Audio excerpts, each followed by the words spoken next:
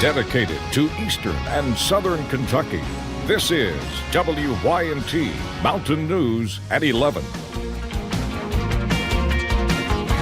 Good evening, I'm Justin Case. We begin tonight with a fatal wreck in Letcher County. Highway 7 was closed for several hours near the Red Star community after an apparent head-on collision. You can see that here on this map. We are told one person is dead and another was airlifted to Pikeville Medical Center after one of the drivers appears to have crossed the center line. Officials have not released either of the names of the drivers. We will keep you updated as we learn more over on WYMT.com. Most of us know what Goodwill is, a place where we donate items we might no longer want. They resell them and they help people in the community. But two thieves in Pike County are making it more difficult for the organization to continue their work. I went to Pike County this evening where officials are releasing surveillance video from early Monday morning of two thieves caught stealing from the Coal Run Village Goodwill. $500 to $600. That's how much officials say these thieves stole from the storage building owned by Goodwill. But police say these kinds of crimes are not that common. Not in our city. We've been fortunate on that. Most of our thefts occur during the day while businesses are open in the form of shoplifting. One store owner in Coal Run Village that has seen quite a few thefts over the years says it's a terrible feeling when thieves hit. When it happens to you, you're automatically thinking, I'm the only person that's ever happened to, and it's not, I don't know of a person around that's not been affected by some type of theft. And if you have, I'd like to talk to you and see what you're doing, because I don't know how. Mike Johnson says after seeing some significant theft at his store, he feels uneasy now when he sees people that seem out of place. You start reading body languages after a while, and you can usually tell when somebody is scoping you out or looking at your store. And I've had them come back, and I've got a security screen up with the camera's video. And they'll walk around, and all of a sudden they'll look up there, and then I'll see them just start going towards the front door because they know they're being videoed. Police continue their search for this man. They say the other man inside the SUV was not captured on video.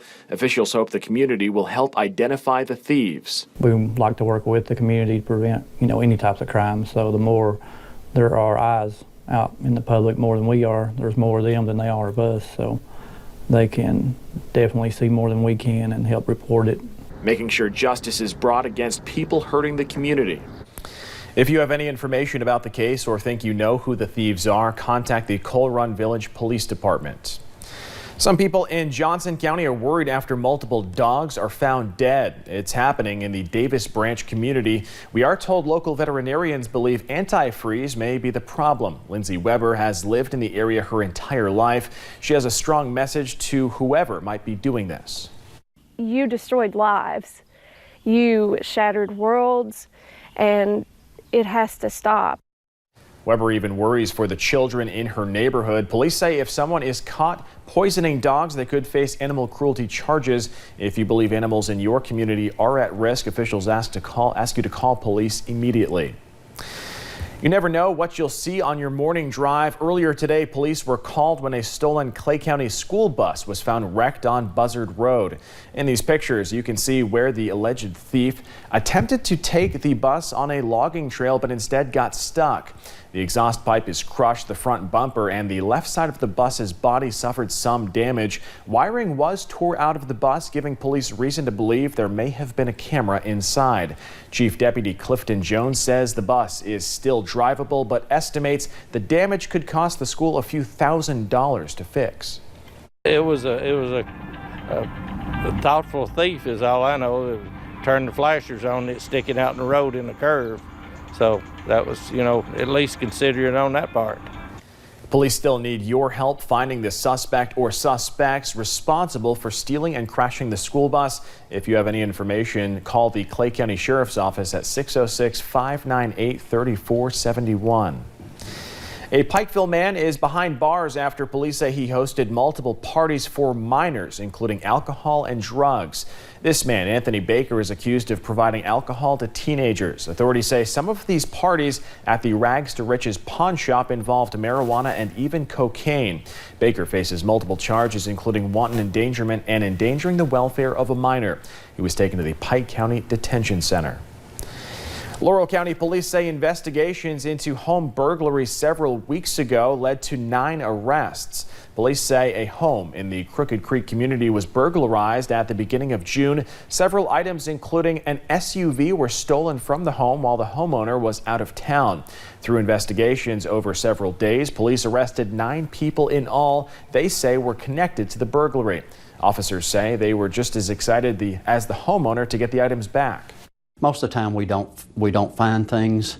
This time we found almost all of his property. We got his stolen vehicle back, and to say that he was excited is to say the very least. All 9 charged in the burglary were taken to the Laurel County Detention Center. A man wanted for federal charges is now behind bars. Police say an escaped fugitive wanted on federal drug charges was found in Laurel County. Sheriff's deputies along with U.S. Marshals found Timmy Fields Wednesday morning off Kentucky Highway 490. Police say Fields had an ankle bracelet before he allegedly cut it off. He had a federal indictment warrant for possession with intent to distribute more than 500 grams of methamphetamine. Police also arrested 4 more people who were with Fields when police found him.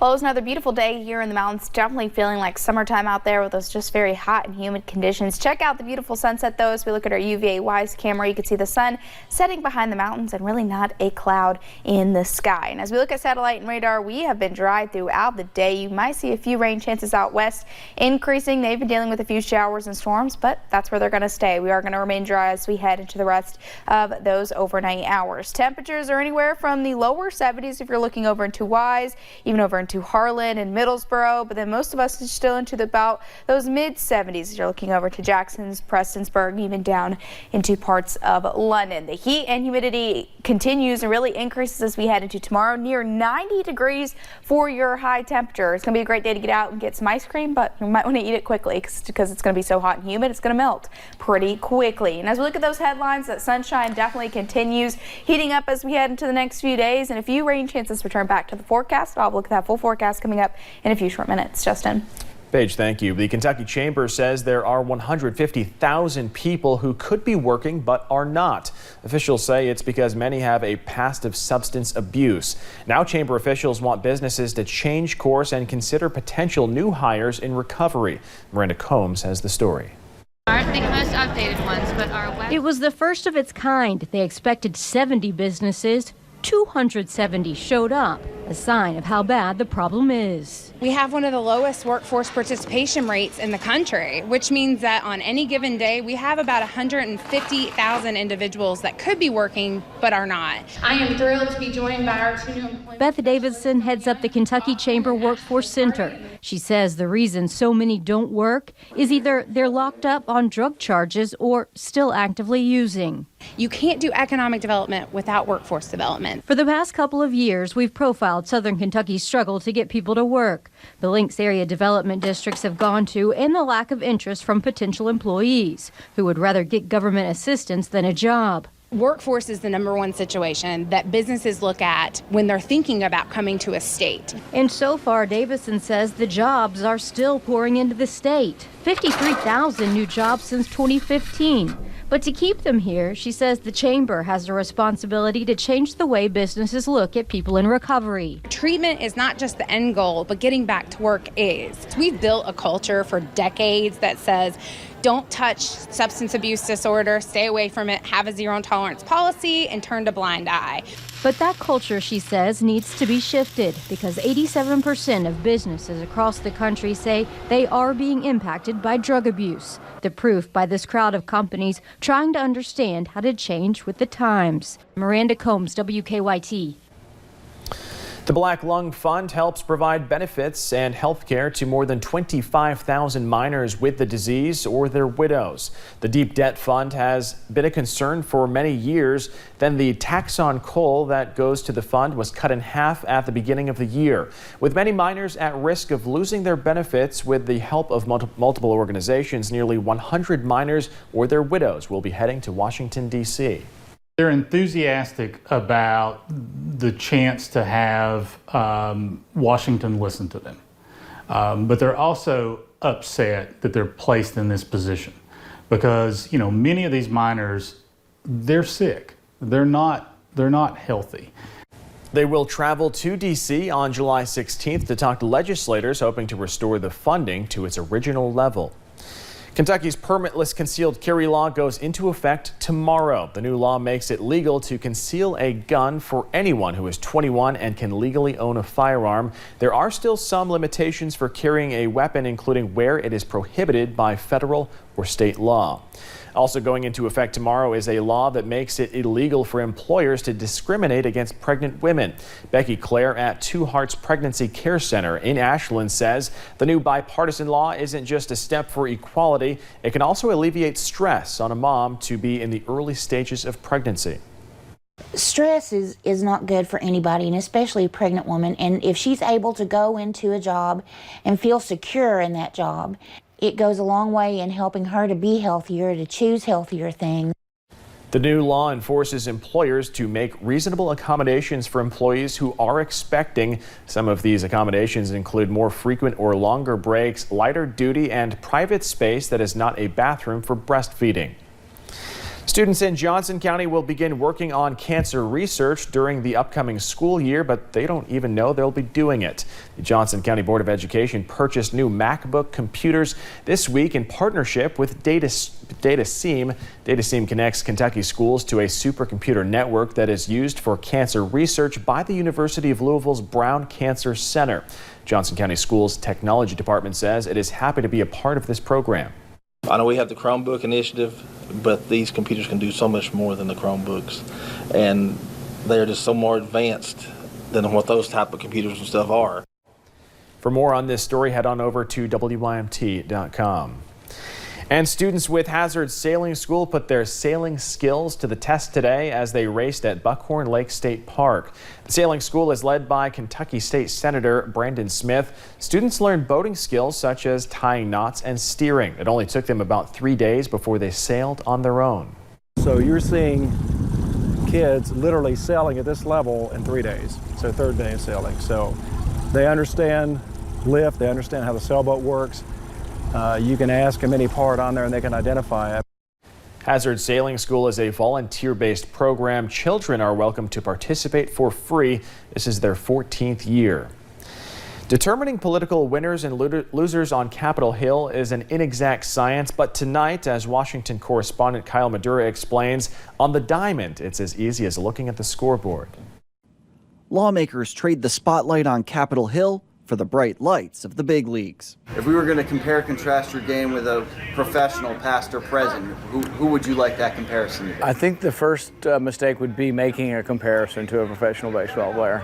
Senator Rand Paul started on the bench for the Republican squad Wednesday night before coming in as a pinch hitter. The game is a political tradition dating back to 1909. Ron Paul, a strong batter. And a family tradition since the 1970s. My dad actually played in the game. And the first year I was up here, he threw out the first pitch and was inducted into the Hall of Fame. It's a great game, you know, Republicans and Democrats coming together for the love of baseball and also for charity. We're no longer kids, unfortunately, but it's still fun to get back out on the field. The fun and games of the annual tradition became deadly serious 2 years ago. A gunman opened fire on an early morning practice, injuring 2 Capitol police officers, an aide, a lobbyist, and Representative Steve Scalise. But in a moment even Hollywood wouldn't dare to script, a still recovering Scalise made the first play of last year's game. Both sides of the aisle rushed the field from opposing dugouts, and even the umpires applauded. But with the final out, Democrats kept their winning streak alive. We've only won once in the last 8 years, but I think this is our year. Even if Paul's pregame prediction doesn't hold, win or lose, there's always next year. In Washington, Kyle Madura, WYMT Mountain News. Senator Paul's squad did not win tonight. The Democrats won for the third straight year, winning 14-7 and tying the all-time series at 42 wins apiece. Coming up at 11, details on the doctor facing 29 felony charges for sexual abuse against 16 women under his care at the University of Southern California. And we continue to see those steamy temperatures as we head into the end of the work week. I'll break down that full forecast coming up.